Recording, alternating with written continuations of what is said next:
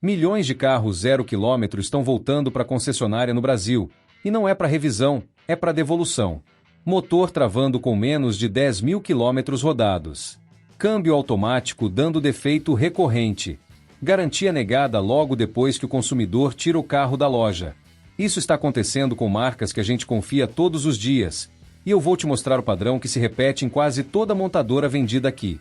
Se você chegou até aqui, Deus te abençoe, e você consegue me abençoar também já deixando o like neste vídeo e deixando seu comentário se foi atingido por algum desses problemas ou se conhece alguém que foi, porque o que vem agora pode te poupar de um prejuízo de dezenas de milhares de reais.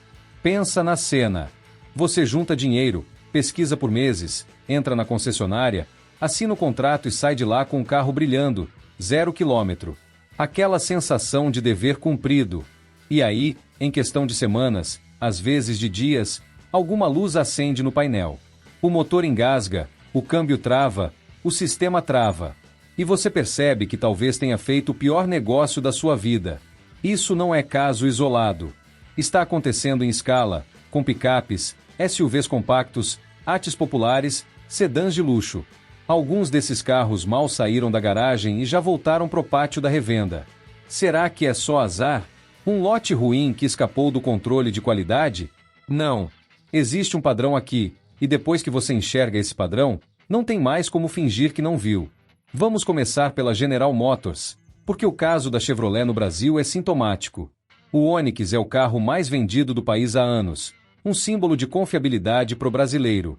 E mesmo assim, unidades do motor 1.0 turbo já apresentaram perda súbita de potência com pouquíssimos quilômetros rodados, alguns casos com menos de 20 km no odômetro.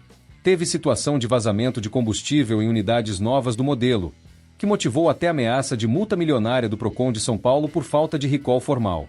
A Tracker, que compartilha boa parte da mecânica com o Onix, também acumula relatos de câmbio automático travando e de falha na direção elétrica que a montadora resolveu por fora, com o que se chama de recall branco, um chamado discreto que não aparece nas estatísticas oficiais porque, segundo a própria marca, não representa risco à segurança. Só que quem vive o problema no dia a dia não vê diferença nenhuma entre um recall anunciado e um resolvido no silêncio. A Ford segue o mesmo roteiro com a Ranger, a picape mais tradicional da marca no país.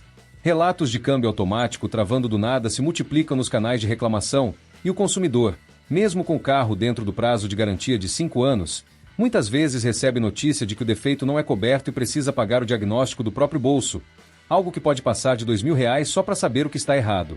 A Ford já teve recall global envolvendo quase 3 milhões de veículos por um cabo de transmissão que se degrada e pode impedir o carro de engatar a marcha estacionária corretamente, incluindo unidades vendidas por aqui. E o padrão se repete: primeiro o defeito aparece, depois vem a negativa da garantia alegando prazo vencido, e só depois de muita pressão do consumidor a montadora reconhece o problema. Mesmo a Toyota, marca com fama de indestrutível entre os brasileiros, não escapa. A Hilux, ícone de robustez, já teve relatos de defeito progressivo na corrente de comando do motor, começando com barulho que a concessionária classifica como normal nas primeiras revisões, até o problema evoluir para algo estrutural. O Corolla, na chegada da geração com câmbio CVT novo no Brasil, precisou de recall para correção na transmissão automática. A Toyota costuma reconhecer e corrigir esses casos com mais transparência que boa parte do mercado, o que já é um dado importante. Mas se a tela chipa carro com esse tipo de falha de fábrica, dá para imaginar o tamanho do problema em marcas que não têm o mesmo cuidado. Agora chegamos num ponto que interessa direto ao bolso do brasileiro. A Volkswagen enfrenta há anos uma polêmica com o câmbio DSG de dupla embreagem usado no Golf, no Jetta, no Polo e em outros modelos da linha. É um vício conhecido internacionalmente, a ponto da marca ter feito recall oficial em países da Ásia e da Europa para corrigir um defeito no acumulador de pressão hidráulica da Mecatronica. No Brasil, esse recall nunca foi estendido. O consumidor brasileiro com o mesmo defeito, no mesmo câmbio, fabricado do mesmo jeito, recebe um orçamento de reparo que pode passar de R$ 20.000, muitas vezes metade do valor do carro, enquanto lá fora o mesmo problema foi corrigido de graça. A Hyundai teve que convocar recall para o HB20. HB20 é secreta por um módulo de controle da bomba elétrica de óleo do câmbio automático que pode gerar curto-circuito, com risco de incêndio segundo o próprio comunicado da montadora. E não é teoria. Existe relato de proprietária que viu o câmbio pegar fogo dentro do próprio carro mesmo depois de já ter passado pelo recall. Além disso, Donos de Creta relatam de forma recorrente aquele tranco característico do câmbio automático ao sair de rampa ou retomar velocidade em baixa rotação, um problema que a concessionária muitas vezes trata como característica do veículo, não como defeito a ser corrigido. A Fiat apostou pesado no motor Firefly de 3 cilindros para equipar Mobi, Argo, Cronos e Strada, prometendo economia e simplicidade. O que aconteceu na prática foi uma sequência de recalls, envolvendo desde falha elétrica que podia desligar o motor de forma inesperada, até infiltração de água no módulo eletrônico que fica na frente do compartimento do motor, problema corrigido só em recall recente.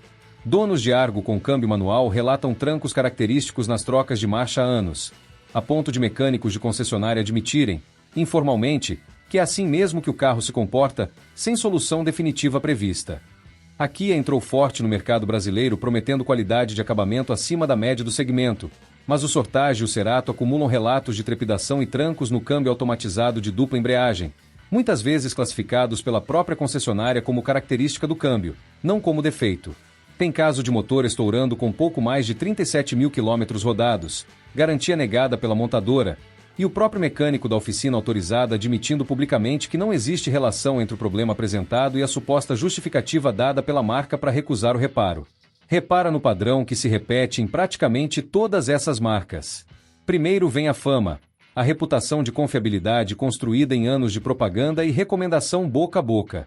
Depois vem a virada, o defeito que aparece cedo demais, muito antes do que qualquer manual de manutenção previa.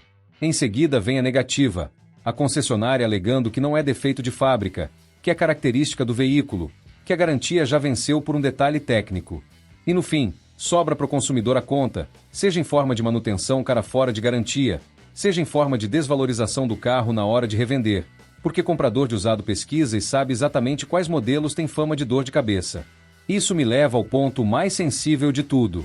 No Brasil, boa parte do diagnóstico eletrônico desses carros só pode ser feito com o scanner proprietário da própria marca, dentro da rede autorizada. Isso significa que oficina de bairro e mecânico independente, muitas vezes, ficam de mãos atadas justamente nos defeitos mais modernos, os ligados a módulo eletrônico e software de câmbio. E tem outro detalhe que pouca gente comenta, peça específica de alguns desses sistemas, como o retentor de motor Firefly ou mecatrônica de câmbio DSG, às vezes simplesmente não está disponível em estoque, fazendo o consumidor esperar semanas com o carro parado. E o financeiro pesa junto com o mecânico. No instante em que o carro sai da concessionária, ele já perde valor, e não é pouco. São milhares de reais evaporando antes mesmo de você chegar em casa. Se você financiou, paga juro em cima de um bem que desvaloriza todo mês, e a parcela some do bolso enquanto o carro vale cada vez menos.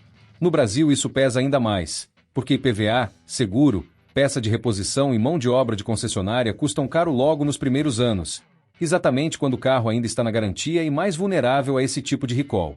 É comum ver gente admitindo que comprar carro zero foi a pior decisão financeira que já tomou, não porque o carro era ruim de dirigir, mas porque a conta simplesmente não fecha, 2 anos depois o carro já está desatualizado e o dono continua pagando o preço de zero mais juro. Fica a pergunta que ninguém gosta de fazer em voz alta. Será que boa parte disso é calculado? Pensa comigo, são empresas bilionárias, com exércitos de engenheiros, e a maioria delas já fabricou carro que passou de 30 anos rodando sem grande drama. Um Toyota antigo com quilometragem gigantesca ainda circula sem susto. Um Fusca ou um Uno mecânico dos anos 90 ainda existe rodando por aí. Só que um carro atual, com 9 mil quilômetros, às vezes já está na segunda troca de câmbio. Mecânico com décadas de oficina vem dizendo a mesma coisa, que existe peça calculada para durar até um pouco depois do fim da garantia, plástico onde antes tinha metal, módulo eletrônico onde antes bastava um cabo mecânico simples. Não é falta de capacidade técnica, é conta que fecha melhor para a empresa forçar o consumidor de volta para a concessionária, para peça, para revisão e no fim para troca de carro.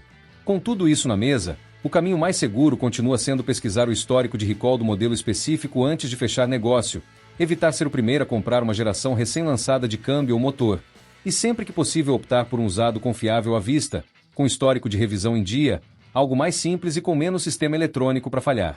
No fim, o aprendizado real aqui não é que essa ou aquela marca é ruim, é que fama e propaganda não substituem pesquisa antes da compra. E o assunto que mais divide opinião entre quem realmente entende de carro é justamente esse: até que ponto o consumidor brasileiro tem culpa por comprar sem pesquisar? E até que ponto a montadora se aproveita dessa confiança para empurrar defeito conhecido para dentro da garantia? Então me conta aqui nos comentários. Você já teve algum desses defeitos no seu carro e continuaria comprando da mesma marca mesmo sabendo disso? E se você está pensando em comprar um carro agora, ou quer evitar prejuízo, assiste ao vídeo que está aparecendo na tela. Tenho certeza de que ele vai te ajudar a tomar uma decisão bem melhor.